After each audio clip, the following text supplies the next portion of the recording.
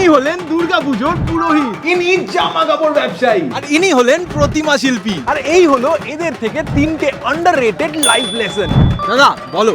শারদীয়া দুর্গাপুজো বছরে একবারই হয়। আমি সব পুজোই শিখেছি, কার্তিক, মনসা পুজো, কালী পুজো। এআই কিন্তু আমার জব নিয়ে যেতে পারবে না। ক্যারিয়ারে শুধু একটা সার্টিফিকেট নয়, ভালো কিছু করতে গেলে ইঞ্জিনিয়ারকেও কমিউনিকেশন শিখতে হবে আর ডাক্তারকেও বিজনেস শিখতে হবে। দাদা তুমি বলো। আজকাল যা জামানা পড়েছে, অনলাইনের যুগে আর শপিং মলের যুগে আমাদের ব্যবসা সেরকমভাবে চলছে না।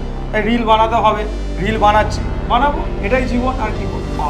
জীবন পরিবর্তনশীল, যদি রিল বানালে পেটে খাওয়া জোটে, বানাতে হবে। এআই আবশ্যিক হলে এআইও শিখতে হবে, শুধু শাড়ি পরা ছবি বানালে হবে না। দাদা বলো। পুজো তো 5 দিনের, কিন্তু আমাদের এই ঠাকুর তৈরি করতে বহুদিন সময় লাগে। সমাজ ধরে ঠাকুর তৈরি হয়। হ্যাঁ, ঠিক তেমনই সাকসেস পেতেও ধৈর্য ধরতে হয়। অরিজিৎ সিং এর হিউজ সাকসেস আমরা দেখতে পাই, কিন্তু 10 বছর ধরে ও যে বারে রাস্তায় গান গেয়েছে সেগুলো আমরা দেখিনি। ওভারনাইট সাকসেস আসলে 5 থেকে 7 বছরের হার্ড ওয়ার্কের ফল। তাই ধৈর্য ধরা, প্র্যাকটিস করো, আর এটা এগ্রি করলে ভিডিওটা শেয়ার করো।